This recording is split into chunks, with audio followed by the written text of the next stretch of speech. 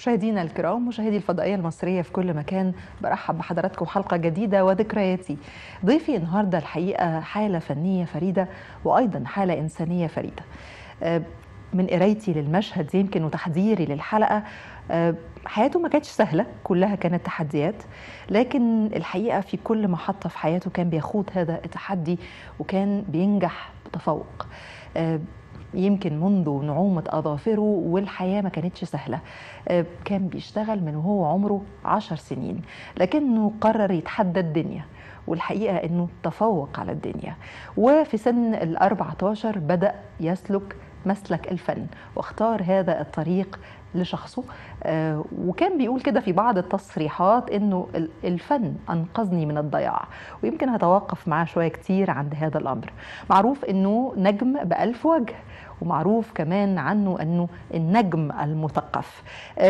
هو طبعا سوري الاصل، لكنه ليس نجما سوريا فقط، لكنه نجما عربيا.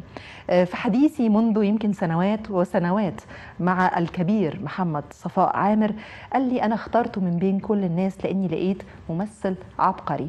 طبعا هو كان مشهور في سوريا في ذلك الوقت، لكن يمكن في مصر كنا لسه ما نعرفوش. هو النجم المتألق اللي عمل أعمال كتيرة جدا يمكن، وبدأها من سوريا زي صقر قريش، زي صلاح الدين الأيوبي. لكن مفتاح دخوله لقلوب المصريين كان حدائق الشيطان، وتوالت الأعمال وتوالت، ويمكن المصريين تعلقوا بيه جدا وحبوه، وكان كل عمل بيقدمه كانوا بينتظروه.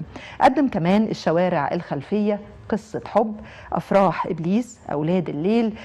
قدم كمان صديق العمر اللي كان فيه شوية عليه جدل ويمكن هنتوقف عنده. أما عن الأفلام فقدم حليم وليلة البيبي دول. هتكلم شوية كتير وهعرف أسرار وهنقلب في الذكريات مع الفنان المتألق جمال سليمان. برحب بيك. أهلا أستاذ سارة، شكرا.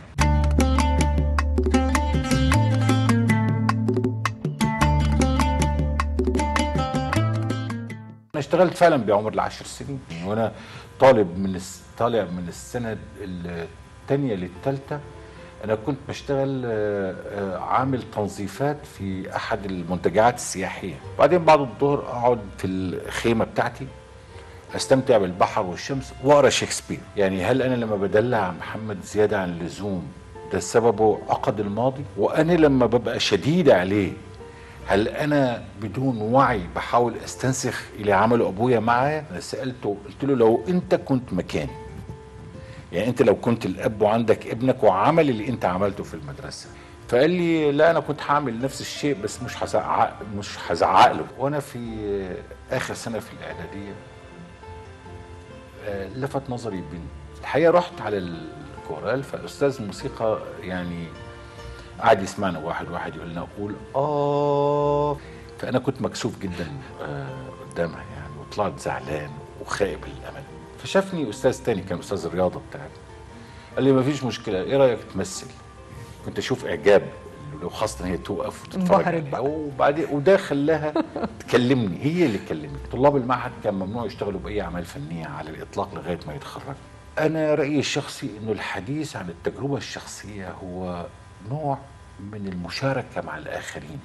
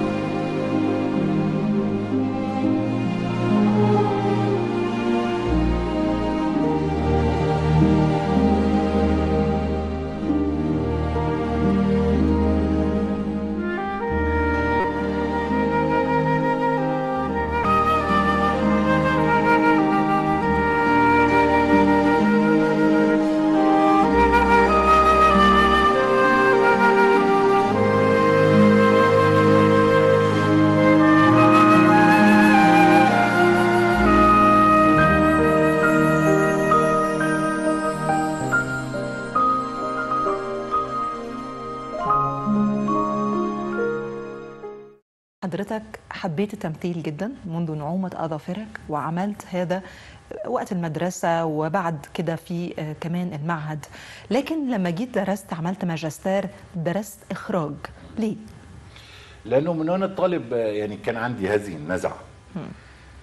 كان عندي نزعه الاخراج، وانا كنت وابتديت اعجب بتجارب يعني مخرجين عظام في العالم. يعني كنت احس انه ده شيء يعني حلو، انا حابب ابقى كده يعني. وبعدين بالسنه الرابعه الله يطول عمره استاذي الاستاذ اسعد فضه، كنا بنعمل مسرحيه بريخت للتخرج، بونتيلا وتابعه ماتي، السيد بونتيلا وتابعه ماتي. استاذنا هو ممثل كبير عظيم، مخرج عظيم، وخريج المعهد العالي للفنون المسرحيه في مصر بالمناسبه. فكان عنده اضطر انه يسافر، كان عنده تصوير مسلسل. قال لي انه طلب مني انه انا ابقى يعني انا ادير البروفات مع زمايلي. فانا شعرت انه انا عندي الامكانيه او الموهبه دي. وبعدين لما اتخرجت من المعهد انا كان جالي شغل يعني اكثر من اي حد تاني. يعني كان طبعا شغل قليل جدا في سوريا، انتاج تلفزيوني ضعيف، يا دوب مسلسل في السنه. وكانت يعني المسلسل الكبير 13 حلقه، كان ايامها الثلاثيات والسباعيات وكده. فلما يعملوا مسلسل 13 حلقه كانت يعني يبقى حدث ضخم. وفيلم كان انتاج المسرحي افضل كويس، المسرح القومي والمسرح التجريبي يعني كان في شغل في المسرح افضل. بس انا جالي فرص عمل كويسه جدا. اتخرجت سنه 1981، بس انا طول الوقت كان عندي احساس انه انا ما اتعلمتش كفايه. لانه بصراحه يعني زي اللي اتعلم سواقه السياره من الكتاب. المسرح ده مش بتاعنا. انت عايز العملي، انت شفت النظري، محتاجين بقى العملي. لانه المسرح حقيقه مش بتاعنا، ده اختراع العقل الغربي، اختراع الثقافه الغربيه، مش اختراع ثقافتنا. احنا في الشعر، في المقامات، حقيقي. في الحاجات نحن ملوك يعني، بس انما المسرح ده مش بتاعنا. حقيقي. وهو فن مستقدم ومستحدث. يعني احنا شفناه يعني بالنصف الثاني من القرن التاسع عشر. قبل كده ما فيش، يعني رغم انه كتير انا عارف باحثين ومؤلفين كتبوا بقى الظواهر المسرحيه عند العرب، يعني انه كان في ظواهر مسرحيه بسوق عكاظ كانوا يوقفوا ويقولوا كذا، وده اعتبروا انه ده شكل من اشكال المسرح. بس طب يعني انه لكن في شكله الحديث، شكله اللي بدا من عند سوفوكلس واسخيلوس، يعني زمن اليونانيين لزمننا المعاصر، ده انتاج الثقافه الغربيه. فأنا كنت قارئ كويس، يعني أقرأ عن تجارب المسرحيين بقى، مسرح العبث والمسرح التجريبي والمسرح الكلاسيكي والمسرح الواقعي والمسرح الطبيعي وإلى آخره، وناس بقى مخرجين كبار. فأنا كنت عاوز أشوف ده، مش أقراه يعني، وأتعلم إزاي بيعملوا ده. فكان عندي رغبة دايما إني أسافر. ولأنه في سوريا كان كتير في خريجين من الدول الاشتراكية، فجالي كذا منحة يعني. اروح المانيا الشرقيه، اروح تشيكوسلوفاكيا، اروح الاتحاد السوفيتي. ما كنتش كنت عاوز اروح دوله غربيه. لانه كان في من دول كتير لغايه طبعا بعضهم فنانين عباقره وعظماء، ودي بلاد على فكره اللي عاوز يتعلم الفن فيها دي فيها اعظم المعاهد في العالم. طبعا. انا رايي انه كان اعظم معهد مسرح في العالم هو الجيتس في موسكو. عشان يعني ابقى واضح، يعني مش يعني انه بقلل من شأن هذه الدول. واللي عاوز طبعا يضيع ويصيع والى اخره برضه متاحه يعني. فكان عندنا نحن في سوريا من النوعين. نوع راحوا ورجعوا، ويا ريتهم لا راحوا ولا رجعوا واللي اندفع عليهم خساره من الميزانيه العامه. وفي ناس راحوا ورجعوا الحقيقه عباقره وعملوا تغيير كبير جدا في مسيره الفن السوري. بس انا بقى كنت عاوز اروح دوله غربيه. فرحت بعدين جات لي المنحه ورحت انجلترا. رحت انجلترا. فقعدت سنتين في الروز بروفيت كوليج فور دراما اند سبيتش اتعلم مناهج تكوين الممثل. واو. يعني ايه هي المناهج المعتمده في تكوين الممثل. وبعدين بقى وشفت المسرح البريطاني وغير البريطاني. حلاوه مدينه زي لندن انك انت عاوزه تشوفي ايه. يعني يجي لك بقى، يعني انا وانا في بريطانيا انا شايف 3 عروض اخراج انجمار بيرجمان، المخرج السينمائي العظيم. في ناس ما تعرفش انه هو اساسا مخرج مسرحي. فانا شايف له اخراج لهاملت، شفت اخراجه لمسرحيه هاملت، وشفت اخراجه لمسرحيه جون جابرييل بوركمان اللي هي اخر مسرحيه كتبها ابسن، وشفت اخراجه للمسرحيه العظيمه اللي كتبها ستراندبرج مس جولي. واو. شفت اخراج سينمائي عظيم اخر هو اندريا فايدا، المخرج البولوني العظيم، عامل الجريمه والعقاب مسرح كمان. انا شايف اخراج المخرج العبقري الذي يعني لا يدانى ولا ينافس زي ما بيتقال، بيتر بروك للمهابهارات. عرض طوله 9 ساعات. 9 ساعات. فانا سافرت بالليل من لندن على جلاسكو، نمت في القطر عشان الساعه 10 الصبح بيبتدي العرض. انا كان ممكن اوديكوا في داهيه. انت يا دريه، انا كان ممكن ابلغ عنك انك ورا اللي حصل لي ده. وانت كمان يا طارق، انا كان ممكن اسيبك مرمي في الحبس لحد ما عباس يفوق. ساعتها الله اعلم كان هيشهد عليك بايه. بس انا مش عدوكم رغم الجنان اللي انتوا فيه، بس هعديها، لكن بشرط اللي هو انتوا الاتنين بالذات مش هتنسحبوا من المسرحيه تحت اي ظرف. انت حتى بتحرمنا من حق الاختيار يا سرحان. بس بديلك فرصه اهم بكتير. فرصة ايه يا سرحان اللي هتديها لنا؟ هو انت فاهم ان انت ربنا؟ ربنا؟ استغفر الله العظيم. انا ما ينفعش ابقى حتى ملاك يا دريه علشان تقولي لي ابقى ربنا. دي ايه حالة الورع اللي نزلت عليك على كبر دي؟ ما تفوق يا سرحان، في ايه؟ مسرحية ايه دي اللي عايزنا نمثلها؟ دي فرصه هايله يا دريه. دي مش فرصة، دي فضيحة. انت يا طارق شفتي؟ يا ريت بقى انتوا الاتنين المره دي بالذات تقروا النص كويس تحفظوه. واضح اليومين دول في صعوبه جدا الاقي لكم ملقن جديد، عشان كده مضطرين مع الاسف تحفظوا المسرحيه من اولها لاخرها.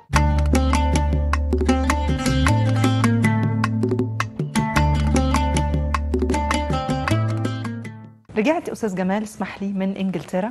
يعني دايما الواحد لما بيسافر بره ويشوف كل هذا المجد وهذه العظمة ويتعلم ويشوف كبار المخرجين حول العالم وكبار بيرجع كده مليان حماسة، عايز يكسر الدنيا زي ما بتقال. رجعت بهذه الأشواق، كانت إيه أولى الخطوات لما رجعت؟ اول حاجه بقى صدمه الورقيات والبيروقراطيه علشان اروح بقى وارجع واتعين وجيب الورقه الفلانيه. يعني انا راجل جاي وحامل ماجستير من جامعه ليدز، وانا موفد من الدوله السوريه، فالموظف بيطلب مني شهاده الثانويه. يعني ده يعني ده الموال. يعني انت لما بترجعي الحقيقه تشعري بالصدمه الهائله جدا. يعني معلش يعني اتكلم على ده، لا جايز بقى الناس تاخد بالها من الموضوعات دي ونعالجها. البيروقراطيه القاتله ان واحد بيقول لك هات لي الثانويه بتاعتي. يا اخي انا معايا ماجستير، انا خريج المعهد العالي في المسرح وانا موفد دوله. يعني انا لما دخلت المعهد قدمت شهاده الثانويه بالظبط. ولما اتخرجت من المعهد وتعينت في وزاره الثقافه في المسرح القومي فانا مستكمل الشروط القانوني. وبعدين لما الدوله السوريه قررت ان توفدني الى بريطانيا، فكان انت بتطلب مني دلوقتي شهاده.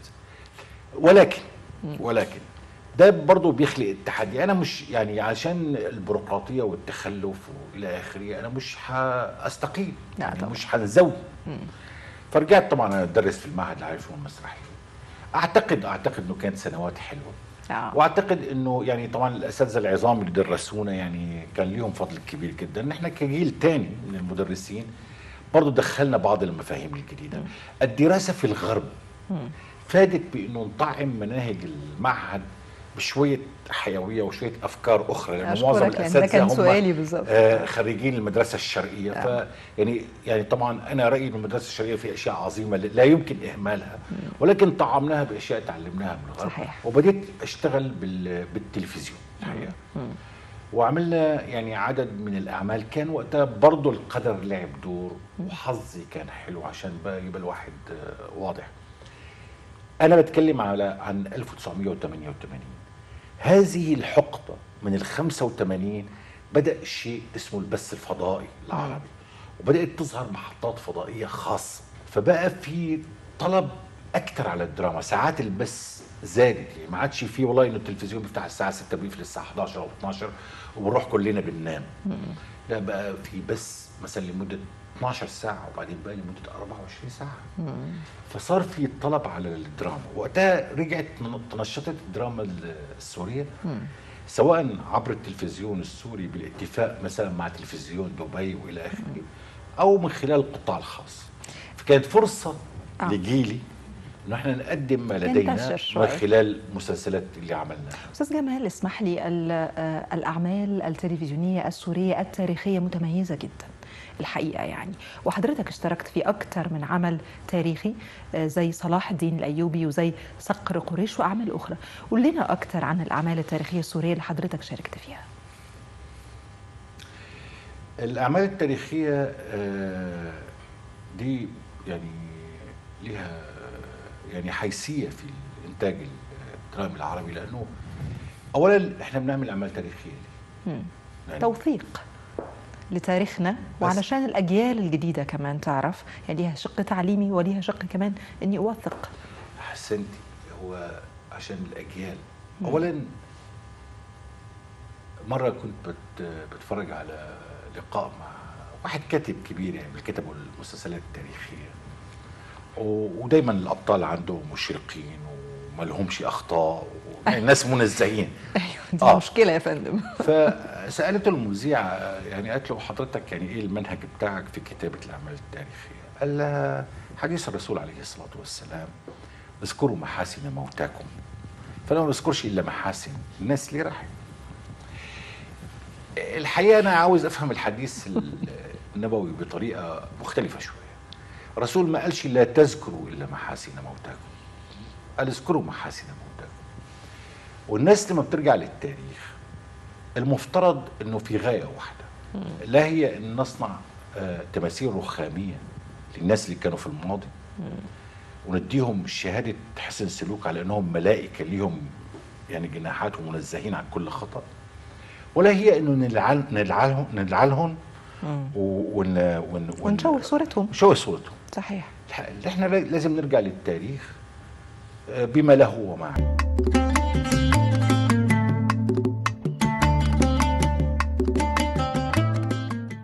لأن وقت حلقتنا بيجري وأنا مش عايزة وقتنا يخلص من غير ما نتكلم عن حدائق الشيطان سريعا، لأنه العمل اللي يمكن فتح الطريق لقلوب المصريين للفنان جمال سليمان، وفعلا أحبوه جدا في هذا العمل وتوالت الأعمال بعديه. ويمكن في هذا البرنامج على الأخص ومنذ أكثر من 10 سنين اتكلمت مع الراحل محمد صفاء عامر رحمة الله عليه وسألته، قلت له ليه جمال سليمان؟ فقال لي أنا كنت بتفرج عليه ويمكن كنت لسه معرفش مين، لكن كنت بتفرج على مسلسل سوري كان اسمه عصي الدمع فعلا، وكان بيقولي أنا كنت منبهر بيه، وكنا في رمضان وكنت بصحى له مخصوص بدري عشان بس أقعد أتفرج عليه، لكن أول ما جت الفرصة طلبت إنه يكون معايا في عمل وما ندمتش أبدا. احكي لي عن هذا العمل. والله هي الحكاية أنا على فكرة كنت أجي مصر كل فترة وفترة، مهرجان الإذاعة والتلفزيون ومهرجان السينما. ما كنتش بفكر إن أنا أشتغل في مصر الحقيقة. كنت سعيد في سوريا والدنيا ماشية كويس لغاية ما جه 2005 تقريبا حصل يعني في حياتي شوية لخبطة، يعني مشاكل لها علاقة بالشأن العام في سوريا، لها علاقة بالكلام أنا قلته يتعلق بالشأن العام في سوريا. والحقيقة بعد ما كان تليفوني يوميا يعني بيرن منتجين والى اخره، فصار في فترة صمت، يعني مفيش تليفونات. فجأة التليفون ما عادش يرن. يعني أنا بالمناسبة يعني كان يعني لو سوريا بتنتج 20 مسلسل في السنة كان ينعرض علي 10 منهم على الأقل. فجأة التليفون ما عادش يرن.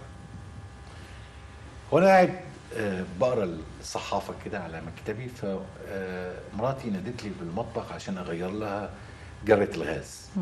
فرحت انا بغير جرة الغاز، رجعت لقيت في عندي ميست كول رقم مصري، وانا بشوف ايه الرقم ده فجالي مسج بيقول لي يا استاذ جمال احنا شركه الاستاذ اسماعيل عبد الحافظ عاوز يتكلم حضرتك. انا طبعا يعني الاستاذ اسماعيل عبد الحافظ علم كبير، طبعا سوريا كلها كانت تقعد يعني وكأن على رؤوسنا الطير بانتظار حلقه من ليالي الحلميه على سبيل المثال. فبس انا ما فيش اي معرفه شخصيه، فكلمتهم فطلع لي الاستاذ اسماعيل عبد الحافظ رحمه الله عليه بروحه المصريه الجميله العذبه البسيطه، يعني بساطه الكبار والعظام. ازيك يا جمال، ازيك يا حبيبي، اخبارك ايه ده، ايه المسلسل الجميل اللي انت عامله كده. بيكلمني وكانه مش بنعرف بعض، لا كانه ياما اشتغلنا مع بعض ياما صداقة قديمة. بالظبط. قال لي بص يا جمال، انا عندي مسلسل وفي دور حلو جدا بفكر بيك، انا هبعت لك البريد السريع المسلسل تقراه وتقول لي رايك. والله جالي المسلسل حتى اقرا ما عرفتش اقرا. ده يعني ايه اللغه ده؟ مش المصري اللي احنا طبعا. انا اول مره في حياتي اقرا حاجه مكتوبه باللهجه المصريه، ده رقم واحد. رقم اتنين اللهجه غريبه، يعني ايه يعني؟ استاذ صفاء عامر كان بيكتب بالصعيدي. جلع جلع ايه يعني؟ انا كنت افتكر ان دي اخطاء مطبعيه مثلا، بعدين عرفت انه جلع بالصعيدي يعني دلع. اوكي والى اخره. فبقرا وانا متعسر جدا ومش عارف اكون الراي الحقيقه. بعدها بحوالي تقريبا 10 ايام كلمني الاستاذ اسماعيل، قال لي يا جمال انا فرح بنتي قريب وعاوزك تيجي مصر انت والمدام، انا عازمك على الفرح والى اخره. والله جيت وقلت فرصه انه نتعرف على الاستاذ اسماعيل شخصيا.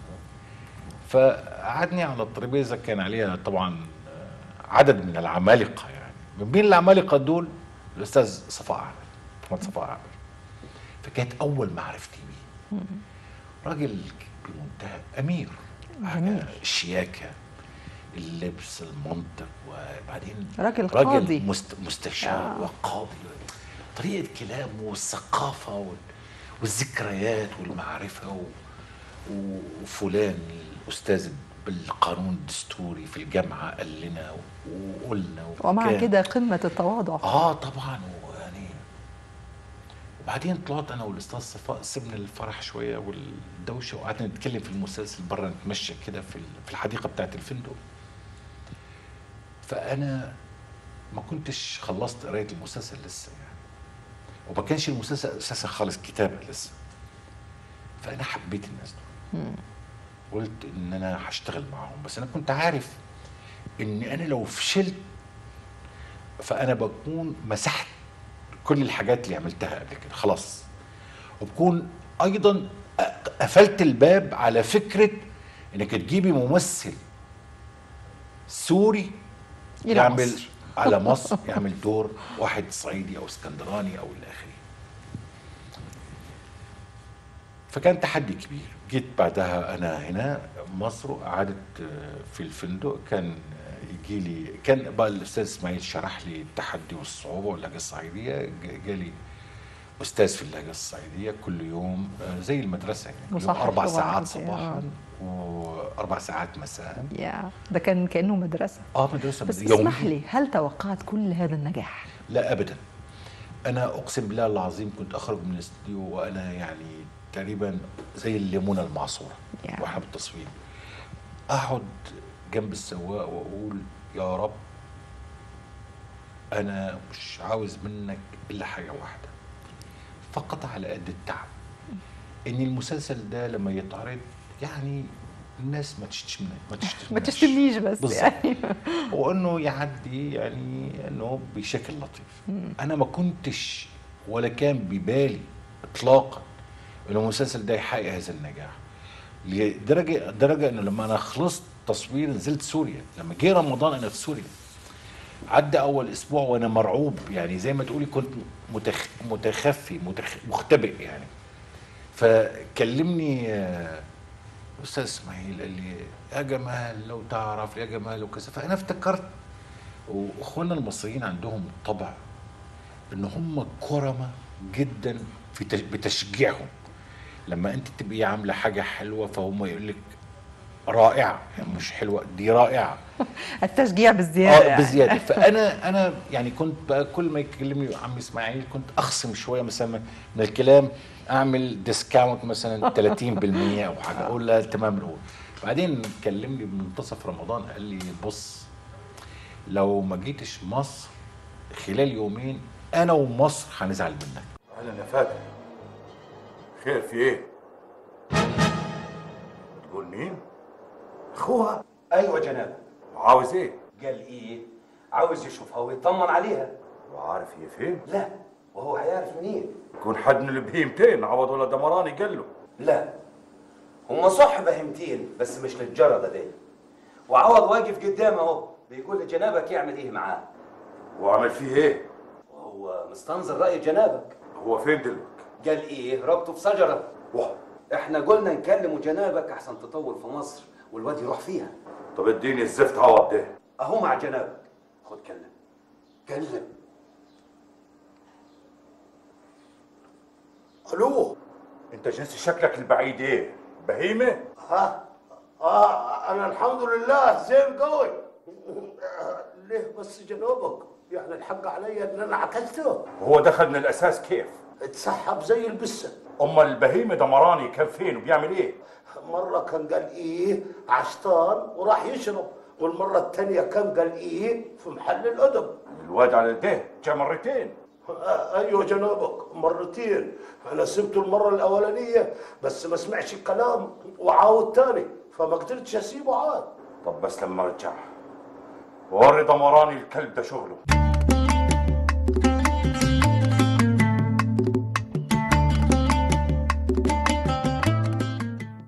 الحقيقة كنت أتمنى وقتنا يطول أكتر من كده، لأنه لسه في كلام كتير كان ينفع يتقال، لكن للأسف وقت حلقتنا خلص. استمتعت أنا شخصيا بالحوار جدا. الفنان الجميل جمال سليمان نورتني. شكرا لك. بشكرك شكرا جزيلا.